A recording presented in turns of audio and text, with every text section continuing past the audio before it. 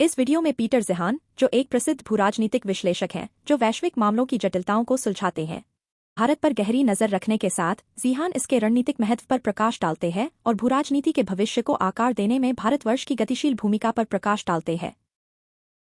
नमस्ते, Peter Zeihan Monterey CMA naval post graduate school से आपके पास आ रहा हूं। यह वह जगह है जहां बहुत से नौसैनिक अधिकारी सुरक्षा, ऊर्जा और प्रौद्योगिकी, अंतर्राष्ट्रीय राजनीति और अन्य मुद्दों पर अपने मध्य कैरियर प्रशिक्षण के लिए जाते हैं। और मैंने अभी यहाँ एक व्याख्यान दिया था जो वैसे भी बहुत मजेदार था क्योंकि यह एक तरह का नौसैनिक विषय था।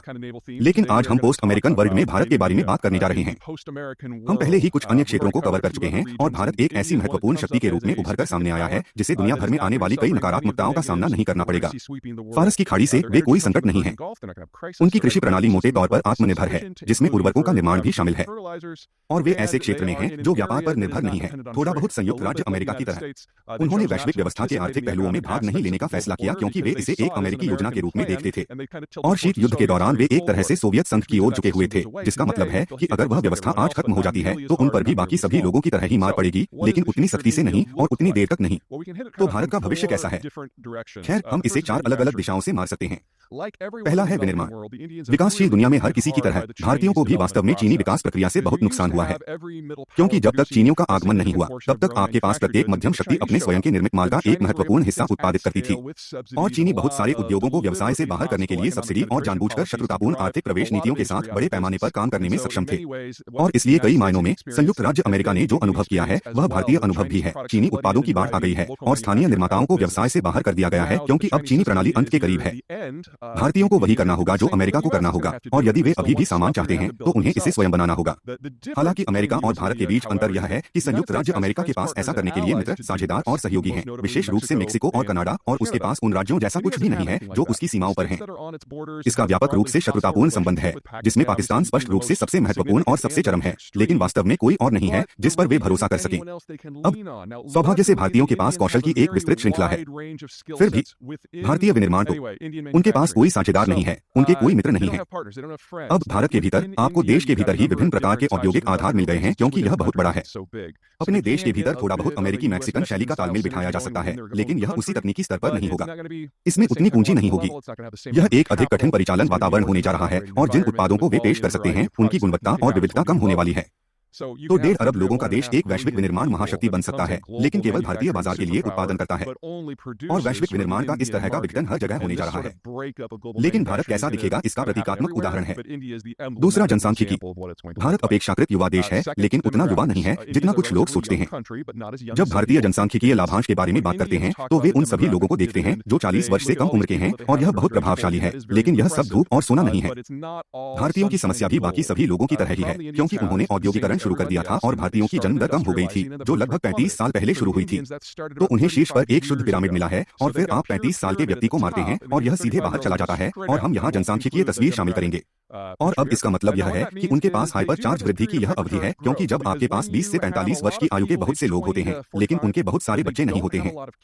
डायपर खरीदने और प्री स्कूल के लिए भुगतान करने के बजाय वे कार खरीद रहे हैं और छुट्टियों पर जा रहे हैं, और इससे बहुत अधिक ऑक्टेन वृद्धि उत्पन्न होती है। यह अर्थव्यवस्था के लिए अधिक धन उत्पन्न करता है, इसका समर्थन करने के लिए अधिक आपूर्ति श्रृंखला कदम रखता है, और आमतौर पर एक बहुत मजबूत आर्थिक विकास अनुभव प्राप्त करता है। प्रश्न समस्या यह है कि क्या जन्म दर इतनी ऊंची रह सकती है या नहीं कि इसे दीर्घकाल तक कायम रखा जा सके। भारत के मामले में जन्म दर उतनी तेजी से नहीं गिरी है जितनी तेजी से जापान या कोरिया या चीन या जर्मनी जैसी जगहों पर गिरी है, लेकिन यह ऐसी चीज नहीं है जिस पर नजर रखी जाए। लेकिन सबसे खराब स्थिति में भी गिरावट की मौजूदा दर कायम है। आप यह नहीं देख रहे हैं कि 40 वर्षों के भीतर भारतीयों को जर्मन शैली का आर्थिक भ्रूण बना दिया जाएगा। इसलिए सबसे खराब स्थिति में भारतीयों के पास 40 साल का अच्छा रनवे है और चीजों के गलत होने के लिए बहुत समय है, लेकिन चीजों को सही होने में भी बहुत समय लगता है। और यदि किसी देश की जनसांख्यिकीय स्थिति में मोड़ आ सकता है तो वह देश जो भारत जितना बड़ा, विविधतापूर्ण और स्थिर है, संभवतः वहां ऐसा होने वाला है। ठीक है।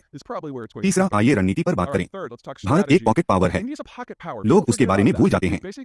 यह मूल रूप से एक ऐसे क्षेत्र में है जो या तो शत्रु देशों, पाकिस्तान के रेगिस्तान, थार पर्वत, हिमालय या दक्षिण पूर्व एशिया के जंगलों और पहाड़ों से घिरा है। वह कहीं भी नहीं जा सकता, और भले ही वह अपनी सीमा पर मौजूद हर देश को जीतने में सक्षम हो, इससे उसके आर्थिक पदचिह्न में पर्याप्त विस्तार नहीं होता है या उसके रणनीतिक वातावरण में सुधार नहीं होता है। तो यह एक ऐसा देश है जो हिंद महासागर बेसिन तक ही सीमित है, और चूंकि इसकी भूमि सीमाओं पर बहुत सारे संभावित छात्रावास हैं, इसलिए यह कभी भी एक महत्वपूर्ण नौसैनिक शक्ति नहीं बन बन पाएगा। इसलिए यह उस क्षेत्र से आगे नहीं जा सकता। इसका मतलब है कि सांस्कृतिक सामरिक रूप से भारत द्वितीय है। भारतीय अपने बारे में एक उभरती हुई वैश्विक शक्ति के रूप में बात करना पसंद करते हैं, लेकिन वे कभी भी इस भौगोलिक दायरे से बाहर नहीं निकल पाएंगे। लेकिन इसका मतलब यह भी है कि दूसरों के लिए इसमें प्रवेश करना कठिन है। इसलिए पिछले दशक में अमेरिकी रणनीतिक नीति में हमने जो दिलचस्प चीजें देखी हैं, उनमें से एक यह है कि भारत को उसकी पुरानी सोवियत समर्थक सोच से दूर करने का प्रयास किया जा रहा है। काम नहीं कर रहा। यह काम करने वाला नहीं है, क्योंकि भारत भारत के लिए काम करता है और इसका कभी भी सहयोगी होने का इतिहास नहीं रहा है। परिवार तो दूर की बात है। और इसलिए आप मामले दर मामले के आधार पर भारत के साथ सौदे कर सकते हैं। और मैं यह सुझाव नहीं दे रहा हूं कि अमेरिकी भारतीय संबंधों को कभी भी शत्रुतापूर्ण होना चाहिए, लेकिन वे परिवार नहीं हैं, वे दोस्त नहीं हैं, वे कभी सहयोगी नहीं बनेंगे और इसे सभी पक्षों द्वारा स्वीकार किए जाने की जरूरत है। इसका मतलब यह नहीं है कि सहयोग के अवसर नहीं हैं, लेकिन इसका मतलब यह है कि एक सीमा है, क्योंकि भारतीयों के बीच कभी भी द्विपक्षीय संबंध नहीं रहे हैं जो विश्वास या बलिदान पर आधारित हों। और यह सभी पश्चिमी देशों की तुलना में बहुत अलग शुरुआती बिंदु है। या यहाँ तक कि ऐसे देश जहाँ संयुक्त राज्य अमेरिका के पास गहरा सैन्य अनुभव है, जैसे ताइवान, कोरिया या जापान या यहाँ तक कि तुर्की भी। इसका मतलब यह है कि आपको यह देखने की जरूरत है कि भारतीय क्या महसूस करेंगे कि उन्हें भारत के लिए क्या करने की जरूरत है, ताकि यह निर्धारित किया जा सके कि यह कहा जाएगा।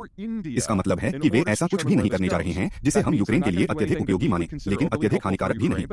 इसका मतलब यह है कि अगर संयुक्त राज्य अमेरिका का चीन के साथ झगड़ा होता है तो वे किनारे से खुश हो सकते हैं, लेकिन जब तक उन्हें यह महसूस नहीं होता कि कोई अवसर है, तब तक वे अपने दम पर बहुत कुछ करने की संभावना नहीं रखते हैं।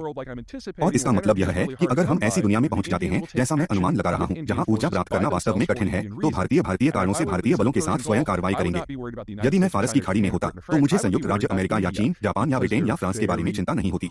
मुझे भारत के बारे में चिंता होगी, क्योंकि वे बहुत करीब हैं और भारत उन कुछ देशों में से एक है जो अगर चाहें तो फारस की खाड़ी में पहुंच सकते हैं। और यह कल्पना करना कठिन है कि शायद संयुक्त राज्य अमेरिका को छोड़कर कोई भी देश सैद्धांतिक रूप से भी उन्हें उस प्रक्रिया में रोक सकेगा। ऐसा कब होगा? हमें सबसे पहले अपना ऊर्जा संकट सुलझाना होगा। अब तक यूक्रेन युद्ध ने इसे एक भड़का दिया है। अब तक ताइवानी नैतिकता वाले चीनियों ने एक भी ट्रिगर नहीं किया है। लेकिन यह शायद केवल समय की बात है, क्योंकि संयुक्त राज्य अमेरिका के पास अब फारस की खाड़ी में सेना नहीं है और बल। ठीक है, यह एक मजेदार शो होने वाला है। आप लोग ध्यान रखें।